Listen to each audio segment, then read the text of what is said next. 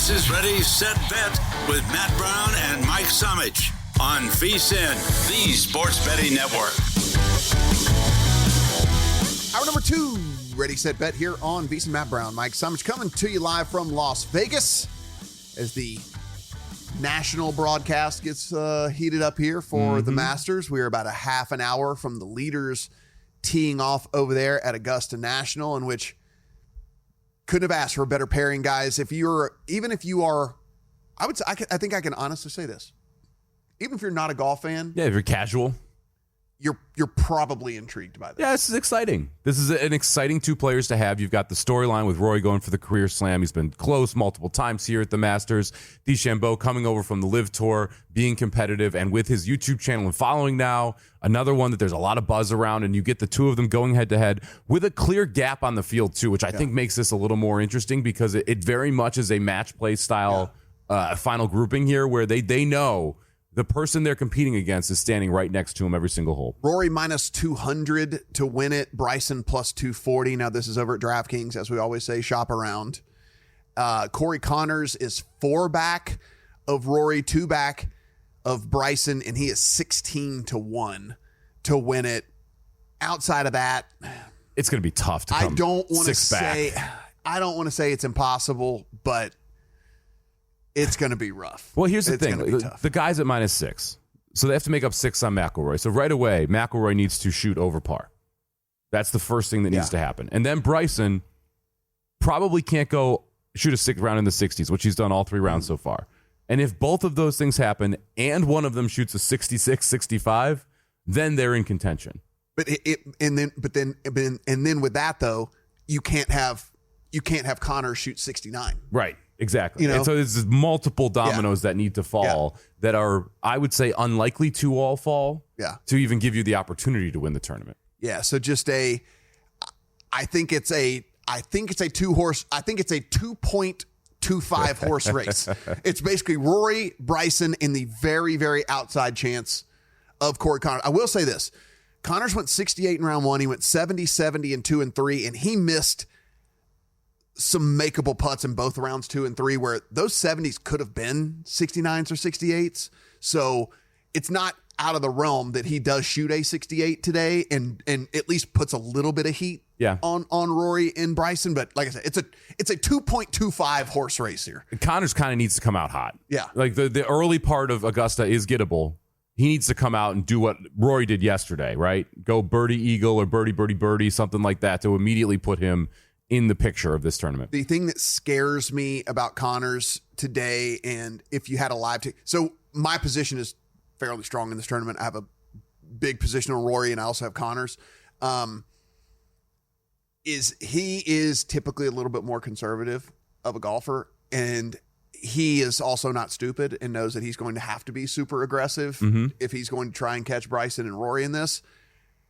It just depends on how he wants to go about it. Is he content with just being in the top 3? You can't. Or does he really think he's going to go win it? And if so, then he has to play a different type of game than he normally plays. And golf's hard as it is anyway. Well, that's why I think these first couple holes are so important. Yeah. Because if you're Connors and you're like, hey, let's be aggressive early, and it goes very poorly, you revert back, right? Because if you're 5-6 back, you're not winning this tournament. Yeah. You want to try and move up the leaderboard, move up, get some more money from the Masters here, have that solo 3 finish. If you are able to get low, then all of a sudden you can also revert back to your regular style because you're sitting there at 10 or 11. So you just got to be aggressive early here if you're Connors. So again, if I'm putting in a bet, guys, I'm probably just looking at these other markets, live top 5s, live top 10s on any of these guys that are out there on the course. Sung J.M. has played very well, has a really good short game. We have seen Around the Green play very, very, very predictive so far in this. Like, if you look, the best guys Around the Green are also the guys at the top of the leaderboard because we keep seeing these balls just roll off of these greens. And guys, you see so many of these like chips that these guys are having to put close to say par and stuff like that. And so, again, one of those deals where, I could look to somebody like that with all this, but I don't want to say that it's a non-bettable market right now as we sit, Mike, but I don't see anything I just absolutely love. Yeah, there's I'll put it nothing. that way. There's nothing that really jumps out to you. I mean, maybe you want a Scotty top 5 that's minus 130. Yeah. I don't mind that. Morikawa, who started out well on the course, you can get him top 5 at plus 155. I think that's a little interesting. I did put this over on VSiN.com. So you do have Justin Rose at T6 right now. So Justin Rose just yesterday, it was just he couldn't putt. make a putt at all. He lost nearly 5 strokes putting, but was fine everywhere else. A live top 5 on Justin Rose right now is still plus money, plus 160 on a dude that it wasn't like he'd lost his irons or he lost it off the tee or all this stuff like that. Like, putting is variant as it is anyway, and he just putted horribly. Putts. Yeah, he just putted horribly. He's 1 under through today. So birdied the first up to a T4 right now. yeah. So again, a guy that I think the live top 5 is at least someone interesting on. I would certainly not rule out Justin Rose there in that one. Okay, we have some other baseball games that are going to be going here at the top of this hour, Mike. So let's take a look here at the Tigers and the Twins, in which you are looking to back Casey Mize and the Tigers on the road at the Twins. It's about a coin flip on the full game line, guys. 105 and 115. 8.5 is our total. Simeon Woods Richardson going for the home Twins. We talked about this yesterday. Tigers at plus money or close to it, I think, are a lot more interesting. Casey Mize is a player that we've talked about quite a bit on here. He was in another stratosphere from a prospect perspective. He was supposed to be absolutely awesome and has yet to live up to that level of dominance that we're expecting. He is 2-0 on the season with a .77 ERA, .94 whip. So the ERA is low. He might have found something. But the strikeouts are there. And that to me is pretty interesting, especially if you're looking at first 5. Another pitcher for the Tigers, I don't think is going to go 7-8 innings consistently. But you're going to get really good 5 or 6 inning starts from Casey Mize here. I think this is a great spot for it against the Twins team that, again, is still struggling. Let's go right back to this Tigers first 5. Had it yesterday at the plus 115 number. Let's run back here at plus 100 Tigers in the first 5. Yeah, this Twins team has not figured out what they want to do yet. They have juggled their lineup like it almost seems like every single day, trying to figure out who do they want to hit leadoff, who do they want to hit in that 3 and 4 hole. Now they've moved, so they were trying to lead off with Matt Wallner for a while. They've moved him all the way down to the 4 spot today. I think they're just really trying to figure out what works for them. And so probably an even better time to attack them when it seems like they're themselves trying to figure things out. Yes. Yeah. The offense has not been good. And then they are shuffling the deck as much as possible to try and get a spark. And they've yet to find that. And now you get a pitcher who, like you said, seems to have figured something out this offseason and has always had the talent to be very good. He's kind of like what we were talking a little bit about with Clase, right? Where so Mize was the high 90s, like whatever, but he couldn't locate. And so basically, even in the minors, like once he got to the higher level minor, he dominated the lower minors. If you throw 99, whatever, you're gonna strike people out in low minors. But like when he got to the higher level minors, they were just batting, they were beating him all over the yard and be like, what is going on? It's like, because he throws hard, but he's throwing it right down the middle, you know? And I think maybe he's figured out a little bit better with locations of how to pitch, as they say, as opposed to throw. And so we'll see. We'll monitor him. But like Casey Mize, if he's, as a guy who's got to bet on the Tigers, I sure hope it's for real. I mean, look, if with Mize and Job, if both of them learn to pitch, this is a very good rotation. If they don't, this rotation's got some holes. Angels on the road at the Astros. Kyle Hendricks versus Hayden Wesneski. This is minus 166 for the home Astros, plus 140 for the Angels as road dogs. 8.5 are total there in that one. Wesneski's interesting. I'm still in the evaluation phase of him as opposed to the willing to bet on him phase. And so nothing for me here in this one. Are the Angels officially like good? They are officially much better than we thought, is what we're going to say. That's for sure. If Trout stays healthy, it's not completely out of the question that they end up right around 500 for this season. They're 9-5 on the early season, 7-4 on the road. They've been much better than I expected. I think that's a good way to put it there. We'll see if the bats can stay hot for the Angels. Nothing here for me. If anything, I'd be riding the Angels, especially the first 5 here with Hendricks on the mound, who's pitched pretty well so far this year. You can get plus 130 on them right now, first 5. So that would be the only look here for me, but didn't make the account. Yeah, I will say this, and I mean, again, it always comes down to health or whatever, but you look, I will say this until the cows come home. He might get hurt tomorrow and not play the rest of the season, but the fact that they opened Trout home runs at 21.5, like it's a sheer availability bet. It is it is insanity, right? Like that they opened it at 20.5. I get it. He's been hurt a lot lately, but dude, we're already at 6 bombs on the season already. Yeah. I mean, like, it's my favorite bet I put in the offseason. Like, you just need him to stay healthy. Just get enough at bats. Yeah. Just crazy the way that is all played out for sure. Okay. We also have the Phillies and the Cardinals. That is in about 5 minutes here, Mike. Zach Wheeler on the mound for the Phillies. Matthew Liberatore for the Cardinals. The Phillies are massive -170 road favorites here in this one. +142 for the Cardinals at home. A flat 8 is our total there. Yeah, tough for me to get involved in this one. I like the Phillies side of it. I have them about -170, so I'm very close to what the number is actually at right here, which makes it hard for me to bet. First 5, if you lay it with the Phillies, you're not getting the full 50 cents I'm looking for, so I don't want to go that direction. I think the Phillies win today, but not a game I'm going to bet. Yeah, my problem really just comes in the fact that Wheeler's K-prop at 6.5. I think that he like, unlike a lot of pitchers, like I think the Phillies are willing to let him throw 7 innings. You know what I'm saying? Like I think they're fine with it, but that puts it right on the edge. And so like if it was 5.5, I'd be like, you know what, I'm okay with that. Yeah. I just can't get there with it.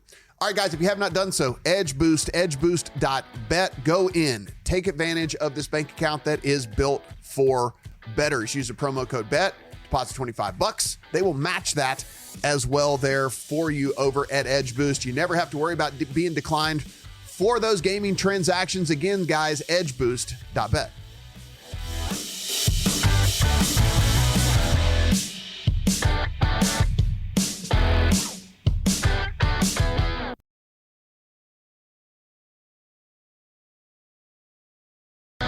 Welcome back to Ready, Set, Bet with Matt Brown and Mike Somich on VSiN, the Sports Betting Network. Ready, Set, Bet here on VSiN. Matt Brown, Mike Somich.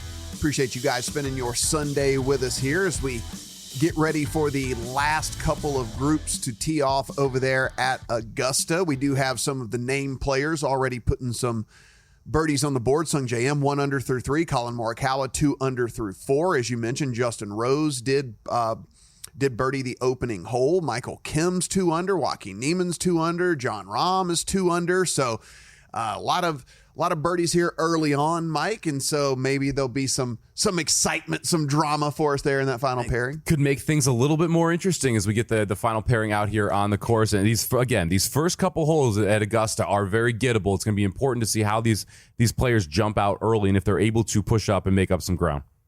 Yankees with 3 early there. I saw that for you. There you go. Just so far so good type of situation. We'll just go with all that. We'll get into this and a little bit of more here with our next guest joining us on the Progressive Guest Line, Matt Grill, DraftKings Trading Manager over there. Matt, how you doing, buddy?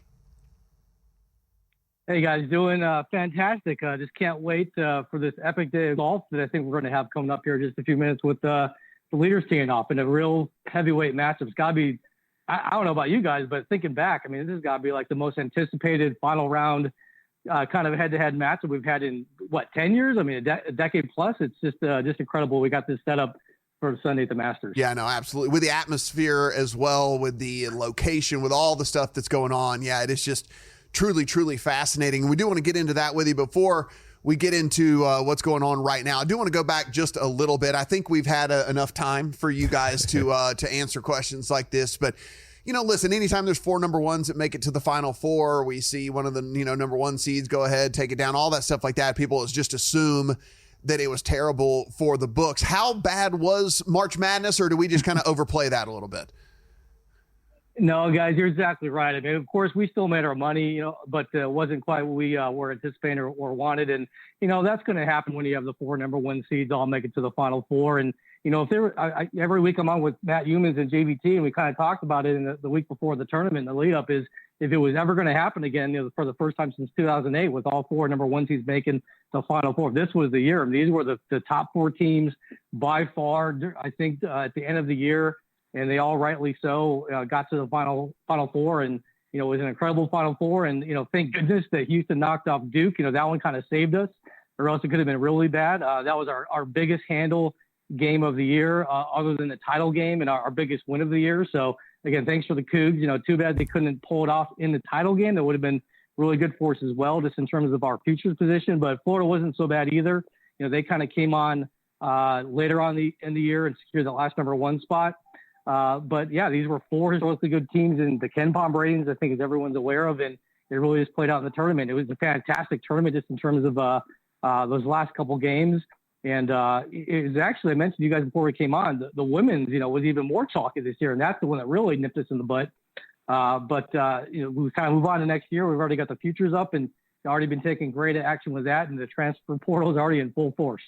Now let's switch gears here and head back out to Augusta for the Masters. We were talking at the top of the show about the transformation we've seen from Bryson DeChambeau and his personality 3 years ago and the public opinion on him from then to now, and now how he's become one of those beloved figures. And we've seen him with his YouTube feed do very well from gathering followers as well. Do you see that momentum in the books toward Bryson DeChambeau and the number of people that are coming in and betting him for these major tournaments as we've seen his overall star rise? 100%. This week, he was one of our bigger liabilities. Rory was up there as well. Not too many people were biting on Scotty Scheffler. We had a preview earlier in the week on another show and just kind of mentioned some of the guys we were rooting for and against us in terms of the outrights. And Bryson was one of the bad ones. Rory one of the bad ones. But again, we just offer so many markets during the course of the tournament. It's going to be our biggest handle ever on the Masters, and I believe any golf tournament we've ever booked. And just in terms of today, what we're rooting for, it's kind of a wash with both guys. So if a guy like Connors were to come back from the pack here, he's 4 back and win it, that'd definitely be a boon for us. But we know that everyone's just concentrating on this Bryson Rory matchup, and it's going to be interesting because a guy like Rory, who's always watching other players hit into these greens before him, because he's usually driving it so far out ahead of him, he can kind of see what the ball's doing, how it's reacting to the green. Might not have that advantage today, so something to keep an eye on.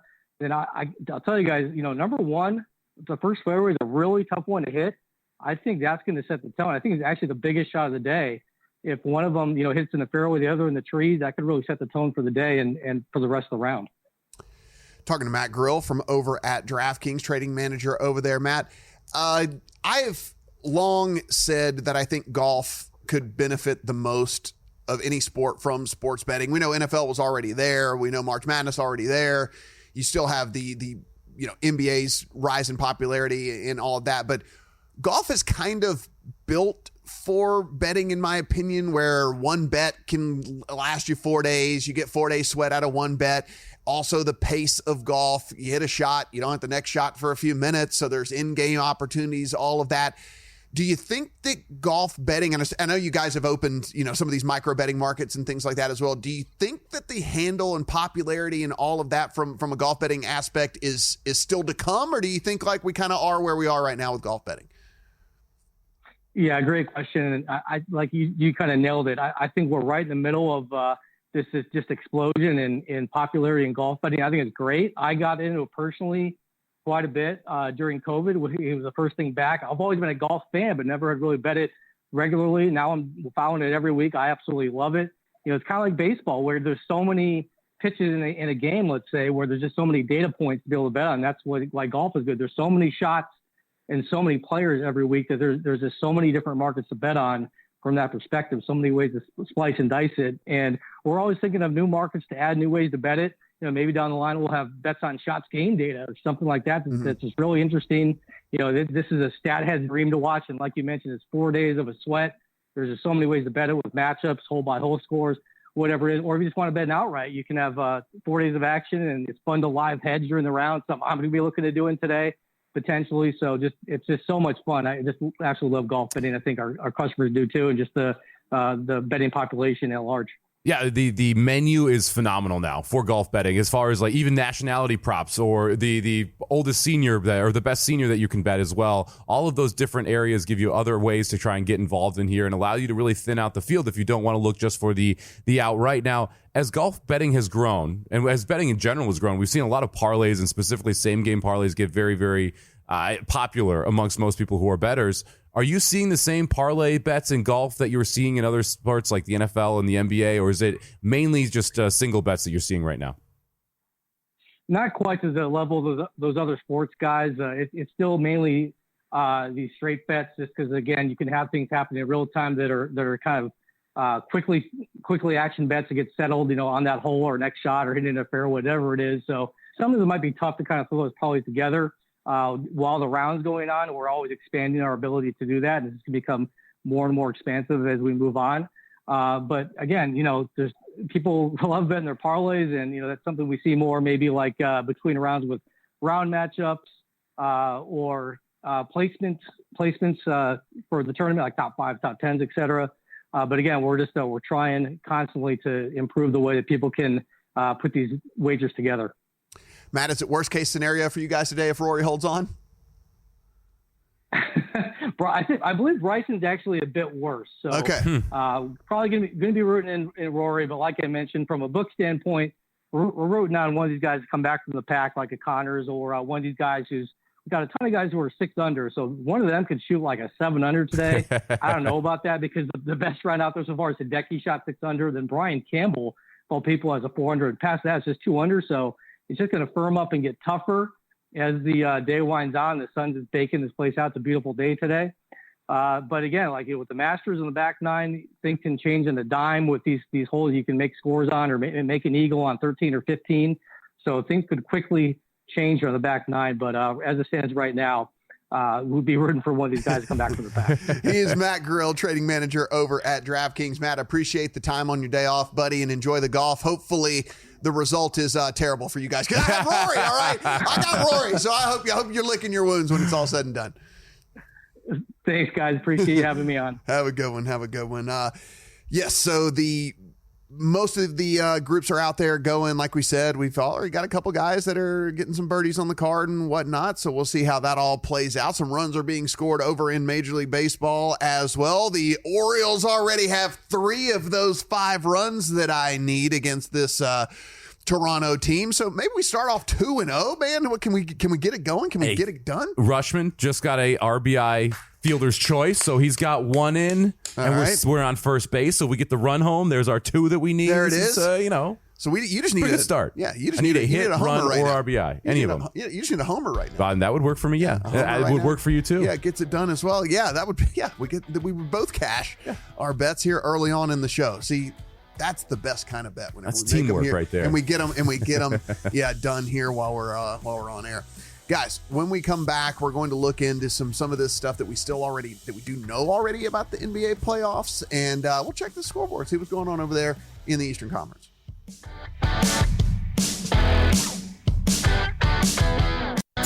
Welcome back to Ready, Set, Bet with Matt Brown and Mike Somich on VSiN, the Sports Betting Network. Ready, Set, Bet here on VSiN. Matt Brown, Mike Somich. Ludwig Oberg birdies 1. He moves to 7 under. Justin Rose 1 under through 2. He is T5 with Patrick Reed, who is teeing off as we speak. Zach Johnson continues on. He eagled 2? He's rolling, man. Zach Johnson eagled 2 after bogeying 1. Yeah. Cool. Yeah. Cool. Nice colors on the scorecard. Just go away. Colin Morikawa gave 1 back. Hideki in the clubhouse at 6 under. Daniel Berger, 3 under, has moved into that top 20 if you happen to have a top 20 bet out there on Daniel Berger. But, of course, all eyes will be on Rory McIlroy and Bryson DeChambeau, and we will continue to monitor that as we get a little bit closer to them getting going, which looks like it's right about now. Roy about to tee off on 1 from Augusta. So the final group going off the tees as we speak. So over in the association, as we mentioned, unfortunately, not a lot of intrigue here. I wish we were on for the West. Yeah. Could they just flip-flop these? Not a lot of intrigue here in the games that are going on. But hey, listen, some of you out there might have bet them. So we'll go ahead and let you know that coming towards the end of the third quarter, the Hawks are up 83-77 on the Magic. Coming to the end of the third quarter, Celtics and the Hornets are 63-62. That's fun. 63-62 into the third quarter. About 9.5 left in the third. Nets are up on the Knicks 71-64. About 6.5 left in the third. The Cavs are up 74-47. I think they're going to cover on the Pacers And this is a Cavs team that is Jalen Tyson.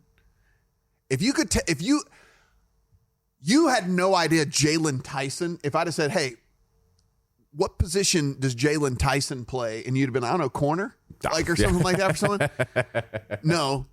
Jalen Tyson is a rookie out of Cal. 20. Yes, a rookie out of Cal who averaged 3 points a game on the season for the Cavs. He has 20. Yeah. Craig Porter Jr. chipping in 17 there, too. So, yeah. Guys that you didn't even know were in the league are beating this version of the Pacers 74-47. And the Pacers actually have players that, I mean, they're not playing everybody. Don't get me wrong. And they have played quite a few people in this game. I think we're up to 12 players now who have appeared on the court for the Pacers. But you do have some of their starters that played, it looked like a quarter, in which they lost 32-26. Wizard fans are screaming at the top of their lungs right now because they're up 90-81 on the Heat. Wizards tied currently for the worst record in the NBA. So there you have that. 91-80 over the Heat with about 2.5 left in the third quarter. Bulls and Sixers. Yeah, the Bulls are beating the Sixers.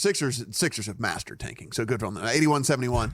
They can do something right. Yeah, 3.5 left in the third there in that one in our last game where the Bucks, who went off as decent-sized dogs here to the Pistons, are up 81-73 over the Pistons with about 6 minutes left in the third quarter. They are doing this with Pete Nance, Kyle Kuzma, Pat Connaughton, Jamari Bouye, B-O-U-Y-E-A, Jamari Bouye, and AJ Green. That's who's winning this one. Hey, when you get your chance, you got to take advantage of it. Yeah. That's what we're seeing today in the NBA in the Eastern Conference. Somebody said you only get one shot. You do not miss your chance to blow. The opportunity comes once in a lifetime. Yeah, you're close there. Yeah. A little bit off. Yeah. Whatever it is. It's pretty close. That was pretty close. That's to pretty lyrics. good. That's pretty good. Pretty close to the lyrics. So anyway, the Eastern Conference is just whatever it is, what it is. We gave you the scores because maybe some of you decided, maybe some of you sickos out there bet this. Hey, I almost bet some NBA today. But I would have bet the Western Conference, not the Eastern Conference. Yeah, that's what I'm saying. Like, Yeah, this I is get just, it. I do think today was probably a very good player prop day for some people because that would have been a nightmare as a book to make player props on some of these games. Yeah. I didn't even look because I had no interest. I wonder how many props were available in these early games. I didn't check either. I mean, this is one of those things. It had to have been a handful. If it wasn't Masters Sunday with the full baseball slate and the full NHL, then you're like, okay, I'm going to dive into the. Then I unfortunately did not get to that point. But yeah, that would have been interesting from a prop perspective. As far as the games still to come, we do have all of the afternoon games. Toronto and San Antonio. This is 4.5-5 in favor of San Antonio, 231.5 to 232.5. The total there in that one.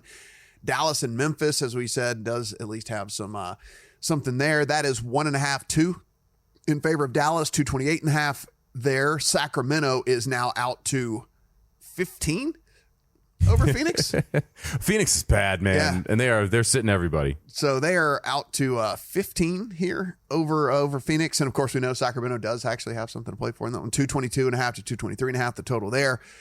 Denver and Houston, we said that one is important. Of course, Denver would like to keep that 4 seed so they at least get the home matchup there, the home court advantage. 5.5-6 in favor of Denver against Houston. 236 is our total. Minnesota is now a 23-point favorite. Biggest in franchise history. Over Utah.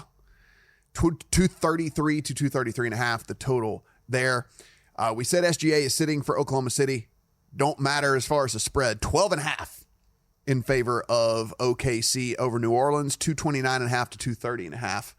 The total there in that one. The Lakers, as we said, already have locked up that 3 seed. They can't go anywhere, so they are 5.5-point dogs against the Lakers. Luka and LeBron both sitting for the Lakers there in that one. And then, of course, the Clippers and Golden State. This is the game everyone's going to be honing in on, the game everyone is watching, the one that does mean the absolute most on the day.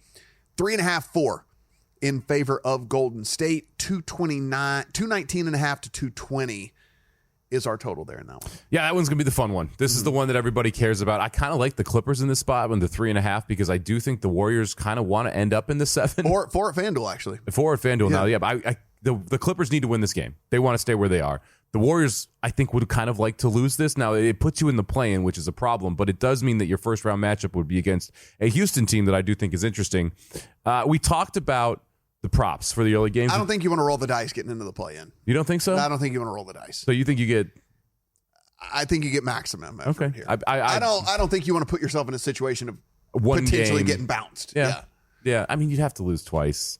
But you don't really want OKC if you lose that first game, which could feasibly happen. We talked about the player props in the NBA today. What do you think LeBron James's point prop is today? 7.5. 15. Wow. Okay. Yeah. If you like the Clippers, what do you think about a Kawhi prop then? Because they're not covering if Kawhi doesn't have a good game. Yeah, you're right. I actually would like Zubac rebounds. I think is interesting, just because you're going to see Golden State try and go smaller, and you're going to generally see Zubac on the floor even when they try and go smaller. And his rebound prop right now, wow, 13.5. So not a unpopular opinion there. That's a big number there. I would almost be more interested in the Harden prop, because when you look at how this is going to be defended by the Warriors, I would expect Kawhi draws Draymond more often, which means that Harden is going to have a better matchup from an offensive perspective. He's sitting at 22.5. So I would almost lean toward the Harden over versus the Kawhi over. But I agree with the thought process where you're going to have a good game from both Harden and Kawhi to be able to win. And so you just kind of decide where you want to go from a prop perspective there. Yeah, his point prop's 23.5 out there. It's a 24-point game. That's still it's decent good game. It's a decent game. Still a good game. Maybe you could do like we were talking about that we were looking at a little bit more in the NFL season of just doing kind of the alt parlay. So it's not like you're not doing a tease, whatever, but you go take his points down to 20 or 18.5, 19.5 or something, and then take his rebounds down to 4.5, and then, put in one assist or something like that, and then create your own little 3-leg same gamer that is like giving you much more favorable of likely outcomes. And get you to a little bit of plus money somewhere in there. Yeah, maybe that's the way that you would go about it. Because again, I do expect a full effort, and I do expect Kawhi to at least make some noise if this Clippers team is going to be in it. Yeah, I agree. Kawhi and Harden need to play well today if they want to be able to try and win that game.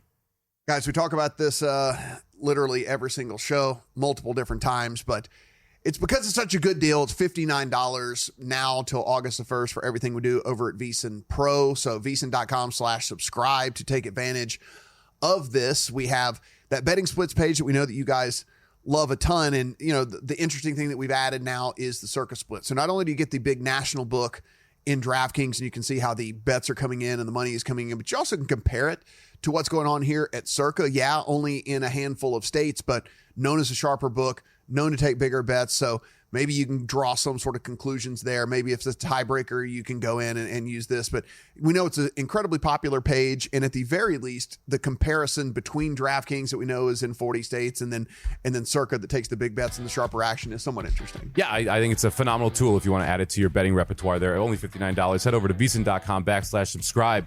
Rory going to have a long par putt on one. So we'll see what happens after he drove it into the bunker there on one. Well, he had to make it interesting. He had to make it interesting. We're going to talk some NASCAR when we come back. No, we'll just give you some picks.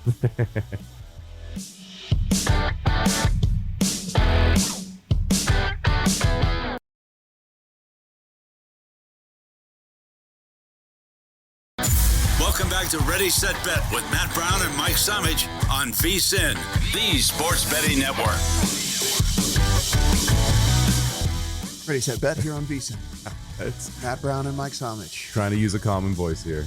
It's getting stressful. We're going to not be excitable. We're just going to sit here and say that Rory McIlroy, who started the day at 12 under, has completed hole 1 over at Augusta National, and he's now at 10 under. Yeah, the good old double. This is like me golfing. I usually double one. The three putt from Rory to double the first hole. Bryson here to save par and does. And so we are tied heading to 2. So that didn't take long. Yeah. I kind of asked for this. I said I wanted the blow up from Rory early and then him have to come back and win the tournament. I did not expect him to double one, a hole that he has played very well this week.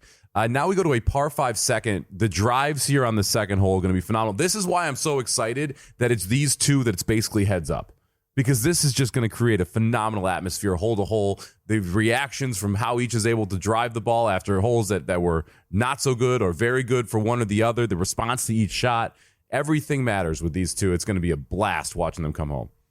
Corey Connors also bogeyed 1. So basically where we sit now is Rory and Bryson both at 10. Justin Rose has made another birdie. So he is at 7. Ludwig Oberg is at 7. Corey Connors is at 7. And now Shane Lowry has birdied 2, which puts him at 6, which is now no longer like completely out of the conversation. Well, look, when we were talking earlier about the guys at 6 under, what they had to do, I don't think either of us had Rory doubling 1 on our bingo card. No, we didn't at all. And so this thing is much, much crazier now than it was just a second ago. So Bryson DeChambeau down to plus 125. Rory McIlroy plus 110. Ludwig Oberg 14-1. Corey Connors 18-1. That's where we sit right now. Certainly they just haven't adjusted Shane Lowry yet. There goes Bryson's drive on 2. This is a par 5 that is reachable for both these guys. So these are big time drives. And Bryson puts it right down the middle of the fairway. So he's going to have a very good opportunity to get into the green at 2 here as well. So good start for Bryson right out of the gate. I am guessing that we've not seen Shane Lowry's next drive or something as to what's going on, because he's only through 2. He is 6 under and currently listed at 110-1. He bogeyed 3. Oh, okay. So right, he's so it now hadn't been posted yet. Yeah, Okay, he's back to even here. So he's back to 500. That would be why. I was going to say that is that's a big number. That would be a big number for someone that was only 4 off where we sit right there. So, boys, buckle up. Things getting interesting. Because here we go with this one, of course. Rory looks like he did not drive the ball very well on 2, just based on the way the camera is panning. Oh, he's in the sand. Rory in the sand, fairway bunker on 2 off the tee. So DeChambeau going to have an opportunity to get to the green in 2. Rory going to be hitting out of the sand, unlikely to be able to get there in 2. And not here the start. Is where Matt pulls the old apps cord. are out. Matt pulls the ripcord here on this. I have to get a piece of Bryson now. There's just Matt heavily invested in Rory here. Yeah. So he's trying to find a way to make sure you at least make some money. Yeah. On a Bryson ticket. We played a little bit on the so I don't bring this up on these shows because it's only available here, and so right. like it doesn't. So one thing Circa does that for a golf bettor that makes this place like awesome, unbelievably awesome, is they will put up no prices. Right. And so easiest hedge possible. Yeah. So it's the cleanest hedge that there is. I don't have to bet on Bryson and hope that he plays well. I don't have to, I can literally just bet, no, Rory didn't win the tournament. Mm-hmm. It was plus 160. So I took enough on the no price to where I covered all bets. So like the tournament now for me is a win. A win. Yeah. Yeah, because I have placement bets on Corey Connors, unless he just completely blows it. But I mean, like I have placement bets on Corey Connors and all these. So the tournament is a win. But now I'm going to make it to where I'd like to win a little money now. So I'm pulling the ripcord on this, and I'm going to be betting Bryson DeChambeau here at a lot of different books. I don't want to make any other books mad, so we're just betting him at all the different books. This is one of the parts of golf betting where when you have a ticket that you know, when you're in a situation where it's highly likely you're going to be able to make money. In this case, you've got Connors, you've got Rory. You want to make sure you're able to figure out a way to create a profitable portfolio. And so it's all about when do you get in. Now, I bet you wish you got in before the first hole because you would have gotten a much better price on Bryson. But now is the time where it's like, okay, this is a problem. Bryson likely will be leading the Masters 2 holes into these 18 with Rory. Yeah. So this, to me, is where we have to just come in and we say, okay, Rory, you're going to do it again. It is what it is. So be it. But I'm going to make some money off of it. Yeah. So now, at every place I have outs in town, I now have Bryson bets in. So there, we've at least ensured that I will make some money. here. Yeah, and it's interesting to watch this live line as well. You mentioned it when we were on the phone earlier that the shot by shot difference and the fact that in golf you have these breaks makes it a great live betting opportunity. We're seeing Bryson DeChambeau now as your favorite at plus 150. We've seen Rory move to plus 130. Oberg out there at 12-1. Connors 22-1. So the odds are drastically changing based on these first two holes because of what we've seen from Rory already. Connors found himself, it looks like, in the green side bunker on one of the holes. So this is just not a great start for Connors, not a great start for McIlroy.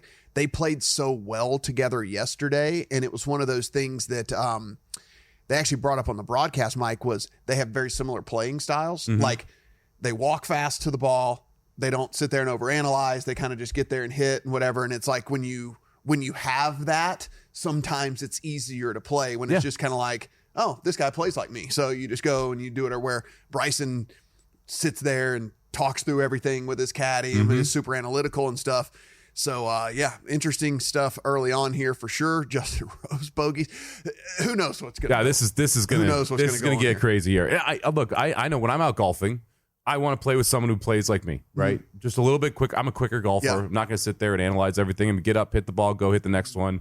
Not that big of a deal to me. I don't like playing with those people that stand over a putt for 10 minutes. 278 to the hole. We're going to see a layup for sure here out of the bunker, out of the fairway bunker for Rory, but honestly, let's make sure he doesn't try to hit a hero shot here, right? I was going to say, I think it's almost a good thing that you have to lay up here, because if he's like 230 and he's like, nah, I can get there, this is the worst possible time for him to try and hit the go button. So looks like he's going to lay up, and it looks like it's a pretty good one there. Yeah, it looks like he's dead center fairway, right? So he should have a very good chance to get in, and the questions can go up and down for birdie here as Bryson tries to attack the pin with his second shot. Yeah, Rory is obviously very good with his, long irons and whatnot. So, I mean, he definitely would have gone, because he had, he was 328 on the drive that stopped in a fairway bunker. So the rollout would have rolled another, if he didn't hit it at the bunker, right? Yep. I mean, he'd have gotten another 10, 15 yards. So, I mean, he would have certainly given it a go. Maybe, like I said, maybe it's a blessing in disguise. Calm him down. It's a forced layup here. Yep. And we see what happens. Reassess, see if we can get a good wedge. Yeah, with all that, but we have a completely different landscape than we had just a second ago. Corey Connors about to bogey the second. I mean, it's nightmare start for him. Yep. In this, and there's Oberg just sitting at three back right now with every DeChambeau. I'm not going to say it struggled, but it didn't hit the best drive on one. Was able to recover there.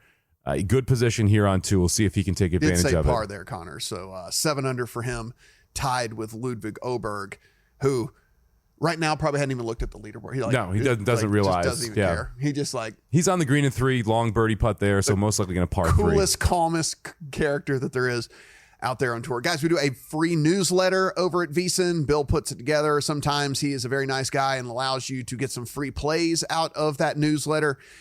And every Sunday he puts in Steve Makinen's thoughts on the NASCAR race. So this is a little note here from Steve. Since the arrival of the next gen car, starting spot has proven of utmost importance to winning at Bristol. As such, the final simulations finds the top 5 qualifiers all ranked in the top 6 in his projections. So he goes in, simulates this race. Top 5, Larson, Blaney, Hamlin, Bell, and Elliott.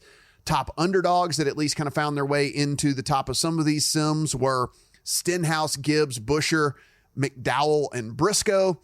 And some of the favorites that struggled in his simulations, Busch, Byron, and Logano. So again, his top 5, Larson, Blaney, Hamlin, Bell, and Elliott. One of which I apparently now have a futures bet on for the season that I accidentally threw into the account there. So, hey, listen, sometimes your app is going to take you to a screen you did not think that it would take you to. So just pay attention to the odds a little bit. That would be the one. Just pay attention, a little bit more than I did with all of that. Guys, it is filling up out here behind us. We said the atmosphere is going to be absolutely electric for today. And if you want to come in and join us for any of these big sporting events, you can. CircaLasVegas.com. Use the promo code VSiN15, and Derek is going to give you 15% off of any of his 3 properties. So whether you want to stay here at Circa, across the street at Golden Gate, or a little bit down Fremont there at the D, all 3 properties, 15% off. CircaLasVegas.com, promo code VSiN15.